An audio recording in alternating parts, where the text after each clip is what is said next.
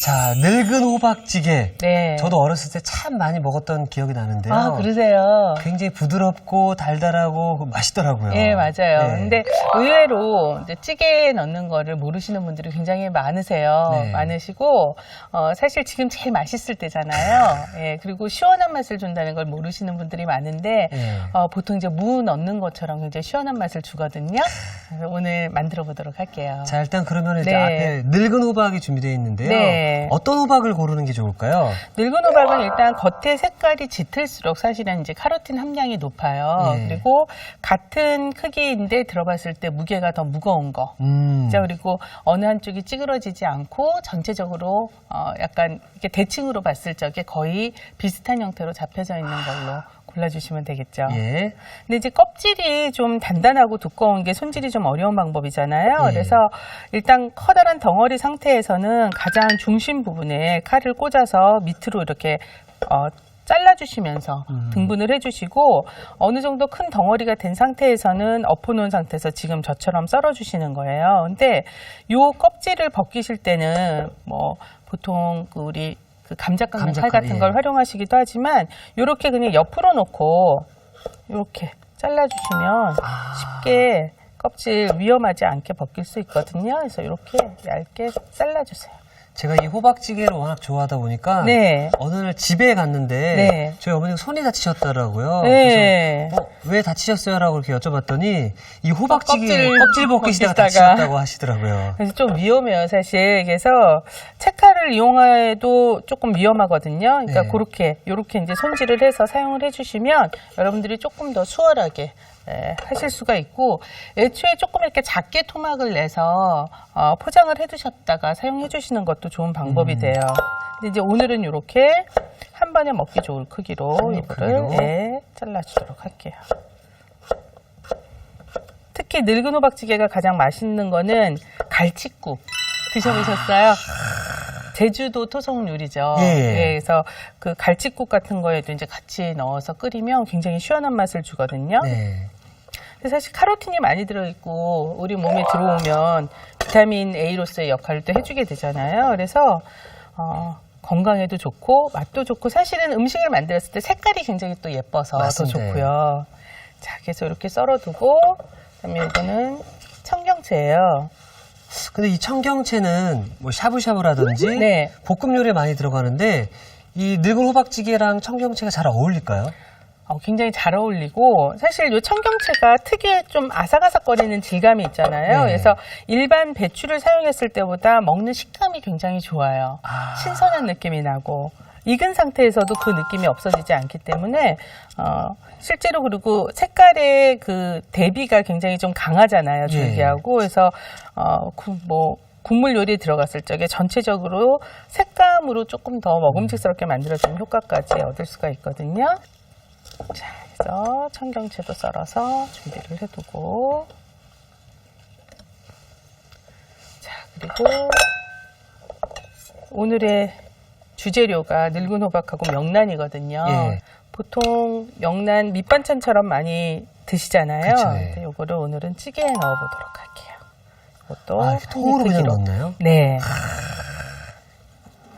자, 이렇게 해서 여기다 그냥 넣을까요? 네. 사실 뭐 명란 자체만으로도 또 맛있고 그래서 여기에 특별하게 많은 양념이 들어가진 않아요. 그래서 오늘 지금 재료가 다 준비가 된 거거든요. 네. 그냥 바로 가져가서 바로 끓이면 될 것 끓이나요? 같아요. 예. 네.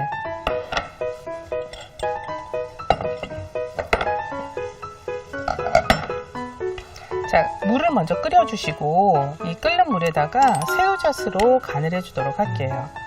네, 실제로 명란이 좀 많이 들어가게 되면 국물이 조금 간을 싱겁게 하셔도 되고 그쵸. 요거는 이제 좀 조율을 해주시면 돼요. 그래서 적당히 일단 넣어서 나중에 마지막에 부족한 간을 더 추가를 해주시면 되겠죠.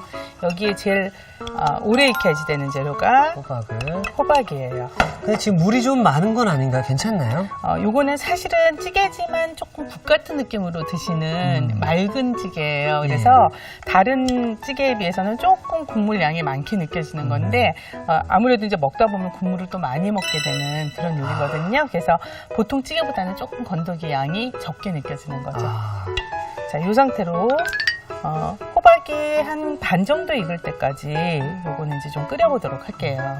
꼬막을 먼저 좀 삶아볼까 봐요. 그럼 이렇게 몇 분 정도 끓여주는 게 좋은가요? 한 3분 정도요. 3분 정도. 네. 네. 자, 이 꼬막은 굉장히 뻘에 있었기 때문에 겉에 보면 이제 진흙이 많이 들어있는 경우가 많아요. 그래서 반드시 해감을 좀 시켜주셔야지 되거든요. 네. 그래서 소금물을 조금 진하게 만들어서 거기에 담가 놓고 바락바락 손으로 좀 비벼주시는 거예요. 네. 그렇게 해서 비벼 씻어 주실 때 일단 소금의 양은 물 3컵에 1큰술 정도 잡으시니까 한 6컵 정도 넣었다 그러면 2큰술 정도의 소금을 넣어주시고 여기에 꼬막을 넣어주신 상태에서 겉을 막 이렇게 비벼서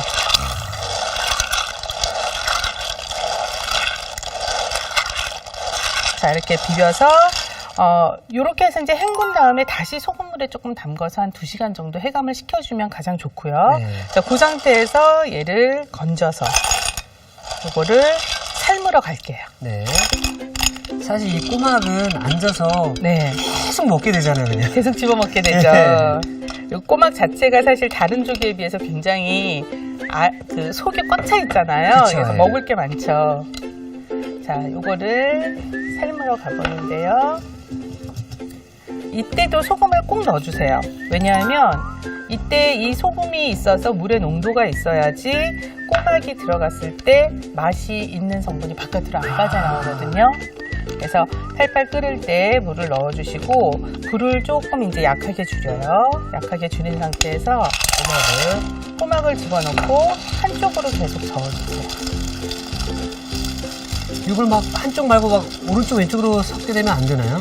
안 될 거는 사실은 없는데 나중에 꼬막을 이렇게 그 뚜껑을 벌려서 볼 적에 양쪽으로 살이 붙어서 살이 갈라지는 경우가 있죠. 그거를 한쪽 방향으로 몰아주는 거라고 생각을 해주시면 되고 또 하나는 위아래의 온도를 일정하게 해서 익는 시간을 동일하게 만들어주려는 효과도 있는 거예요.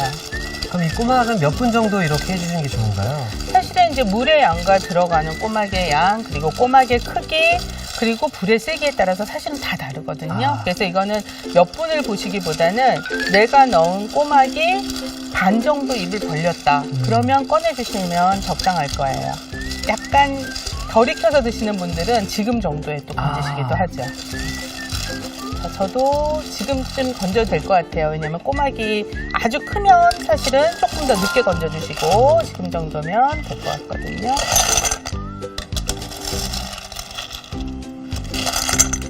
맛있겠네요, 진짜. 네. 이렇게 소금까지 같이 넣어서 해야지 이제 맛이 안 빠지니까 반드시 소금 같이 넣어서 해주시고.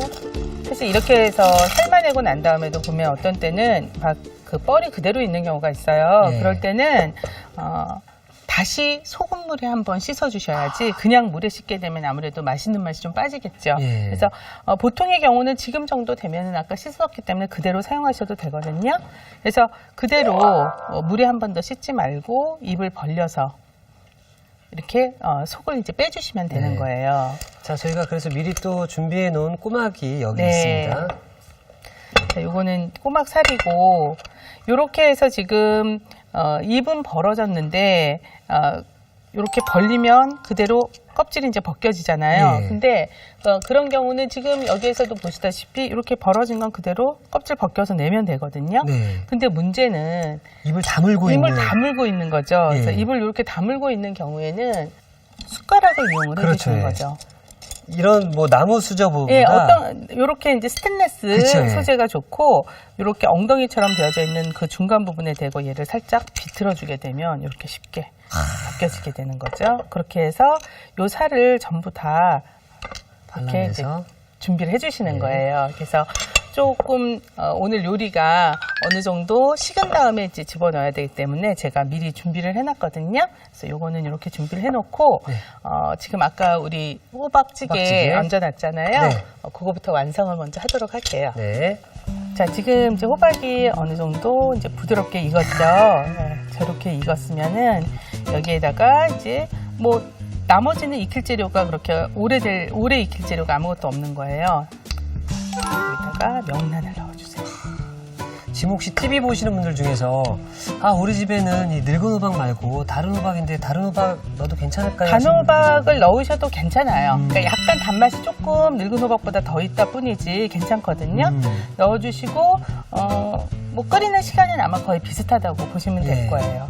자, 지금 명란이 들어가고 나서 얘를 너무 휘젓게 되면 명란 알이 다 바깥으로 삐져나와서 풀어지겠죠. 그래서 너무 흔들지 마시고요. 여기에 청경채도 같이 넣어주세요. 청경채도 우리가 날걸로도 먹는 거기 때문에 뭐 오래 익히실 필요는 없고 그냥 이제 숨이 죽을 정도로만 익혀주시면 되거든요. 자, 이 상태에서 이게 이제 붉은 고추 채로 썰어 놓은 거예요.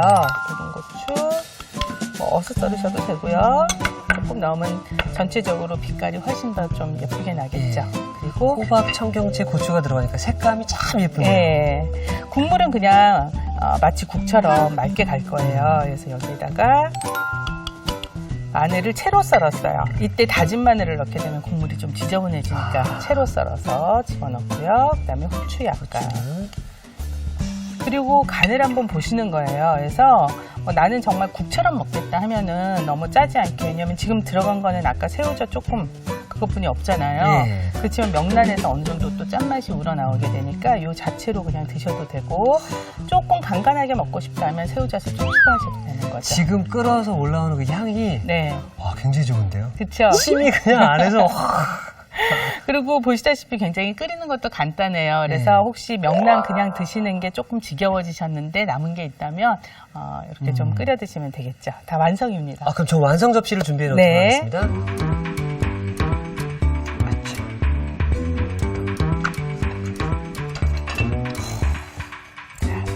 국물은 맑고 속 재료는 좀 색이 예쁘죠? 네.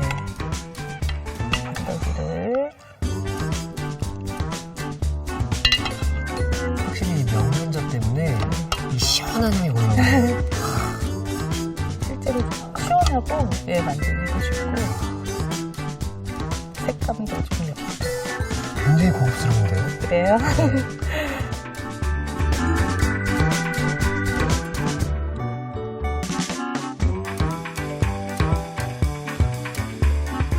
자, 겨울 입맛을 살려주는 명란젓 늙은 호박찌개가 완성이 되었고요. 자, 이어서 꼬막볶음을 만들어 보도록 하겠습니다. 자, 아까 저희가 꼬막은 이미 다 준비를 해놨죠. 그리고 이제 야채를 준비를 해주시는데 지금 요 양파는 한 1cm 정도 폭으로 썰어주세요.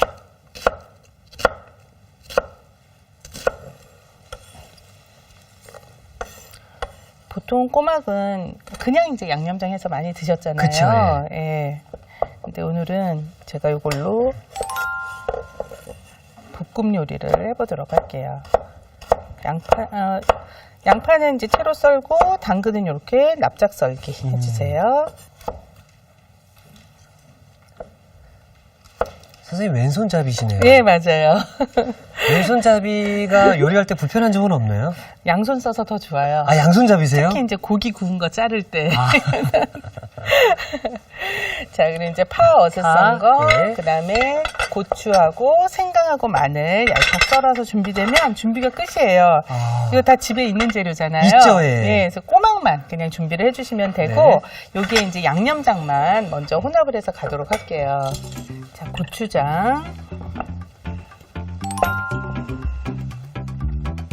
간장. 이때 고추장하고 간장하고 비율이 한 3대1 정도 비율로 넣어주시고 설탕을 넣으셔도 되고 올리고당을 넣으셔도 돼요. 그래서 설탕을 넣으실 때는 한 큰술 넣어주시고 올리고당은 설탕에 비해서 한 당도가 반 정도뿐이 안 되거든요. 그래서 올리고당을 넣을 때는 2배로 넣어주세요. 자, 그리고 다진 마늘, 이거는 다진 생강이고요. 이제 꼬막의 냄새를 잡아주는 역할을 하겠죠. 네. 그다음에 고춧가루 한 큰술 넣어주는데 요건 식성에 따라서 빼셔도 되고 조금 더 하셔도 돼요. 매운맛만 조절하는 거지 간하고는 상관이 없으니까요. 여기에 고춧가루 좀 넣어주시고 참기름도 약간 넣어주시고 그리고 통깨 좀 넣어주시고 자, 전부 집에 있는 일반적인 재료로 이렇게 양념을 좀 섞어주세요. 자, 그럼 이제 바로 볶으러 갈 수 바로, 있거든요. 예. 네. 뭐 어렵지 않네요. 그렇죠? 그렇죠. 네. 자, 꼬막만 준비를 해주시면은 네. 금방 만드시겠네요. 팬은 좀 달궈주시고 자, 기름을 두른 상태에서 마늘하고 생강으로 향을 좀 내주도록 할게요. 그래서 기름이 약간 노릇한 느낌이 날 때까지 해주시고 뭐 건져내셔도 되고 아니면 마늘 경우는 그냥 드셔도 되고 생강은 혹시 드시다가 뭐 걸리면 꺼내셔도 되거든요. 그쵸, 그냥, 예. 예, 그냥 노릇해질 때까지 볶으면 요 기름의 향이 되면서 나중에 이제 볶음 전체적으로 맛이 좋아지게 되니까요. 이렇게 겉부분이 노릇할 때까지 볶다가 여기 양파 양파를 그리고 당근도 같이 넣고 볶아줍니다. 사실 이 요리하면서 향신채가 참 중요하다는 걸 또 배우고 있거든요. 네. 맛의 차이가 사실은 사소한 것 같은데 굉장히 차이가 나거든요. 네. 자, 이 정도 볶은 상태에서 양념을 다 넣어주세요. 이 양념이라다라고 하면 꼬막이 아니더라도 네. 뭐 어떤 해산물, 거든지 고기 맞아요. 다 들어가도 되겠네요. 맞아요. 드시가 이제 요리의 달인이 되시기 직전 같아요. 직전이네요. 이 먹는 거의 행복이 이렇게 정말 즐거운 일인가를 취업하면서 배우고 있습니다. 그렇죠. 네. 자, 이 상태에서 이제 꼬막 넣어주시고요. 근데 지금 꼬막 이 살을 네. 제일 마지막에 넣으셨거든요. 그렇죠. 왜냐하면 오래 익히면 꼬막이 쪼그라들면서 맛이 없어져요. 그리고 살도 단단해지고 고추하고 파 넣고 휘둘러서 끝. 자, 이게 오늘의 콕포인트가 될 수 있을 것 같은데요. 네. 꼬막살은 마지막에 넣고 볶아야 질기지가 않다고 합니다. 네, 맞아요. 자, 완성이에요. 자, 그럼 완성 접시 준비해 놓도록 하겠습니다. 꼬막은 정말 아주 살짝만, 그쵸? 먼저 익힌 것만 있으면 그쵸, 사실 예. 야채 볶고 양념장만 만들면 금방이죠. 그죠? 예. 보통 여러분들이 그냥 양념간장하고 같이 드시는 것만 해보셨다면 이렇게 볶음으로도 한번 해보세요. 와. 그냥 밥 위에 얹어서 덮밥처럼 드셔도 되고요. 그쵸. 예. 우리 어른들은 또 이제 술안주로 맞아요. 참 좋을 것 같네요. 술안주로도 굉장히 좋은 요리예요. 꼬막은 사실 어떻게 해도 맛있기는 하지만 이렇게 이제 조금 또 색다른 방법을 여러분들이 즐기실 수 있는 거죠.